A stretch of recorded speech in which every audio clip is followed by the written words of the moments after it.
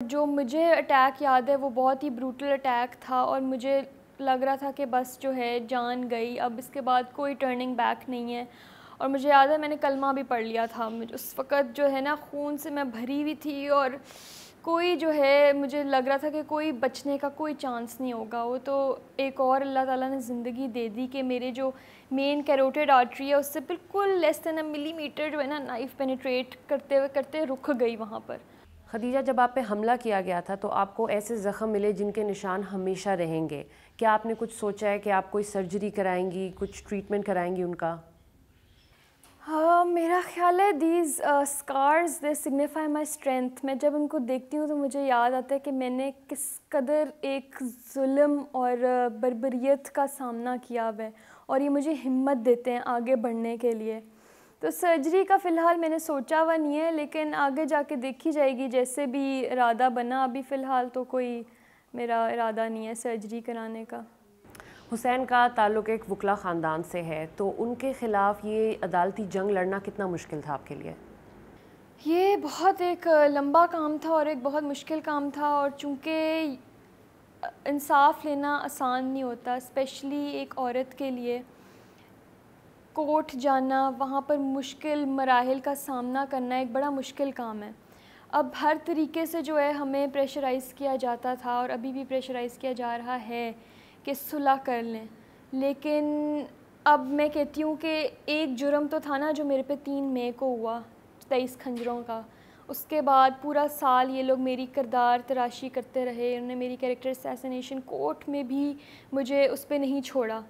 تو اب یہ جو ہے نا جرم بن گیا ہے، تمام خواتین کے خلاف آواز اٹھائی ہے میں نے. یہ جرم ہر لڑکی کے ساتھ ہوتا ہے جب وہ عدالت میں آتی ہے اپنی آواز اٹھا کے.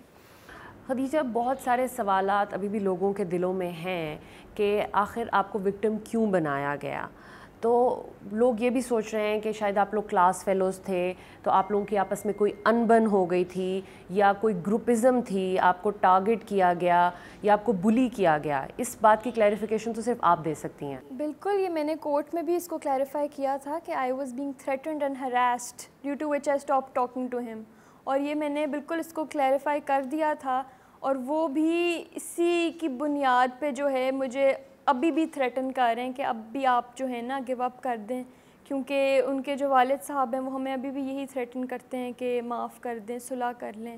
لیکن صلح کا جو ہے اب وہ نہیں کوئی چانس رہا، کیونکہ سزا ایک جو مرضی ہو. دیکھیں، آپ کا کوئی رائٹ نہیں ہوتا کہ آپ کسی کا رائٹ ٹو لائف انفرنج کریں، کسی کو مار ڈالیں جان سے، چاہے جو مرضی reason who. Violence has no justification. آپ کا کوئی بروٹل ایکٹ، کوئی وائلنٹ ایکٹ جو ہے نا آپ اس کے دلائل نہیں پیش کر سکتے، اس کو آپ جسٹیفائی نہیں کر سکتے.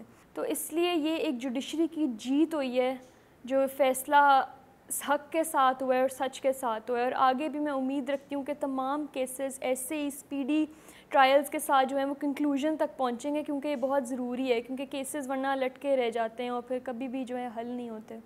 1 سال پہلے کی خدیجہ اور اب کی خدیجہ میں کیا فرق ہے؟ کس طرح سے اب آپ اپنی زندگی آگے بڑھائیں گی؟ بالکل، زندگی کا جو مقصد ہے وہ بدل گیا ہے. پہلے تو تھا نا بس لائر بننا ہے، اب ہے کرمنل لائر بننا ہے. Now my motive has entirely changed. I want to practice criminal law. اور امید پوری ہے کہ اسی سسٹم میں، اسی جوڈیشری میں، جو اسی جوڈیشری کا حصہ بن کے جو ہے کرمنل لا پریکٹس کرنی ہے اور انصاف تک لوگوں کو پہنچانا ہے.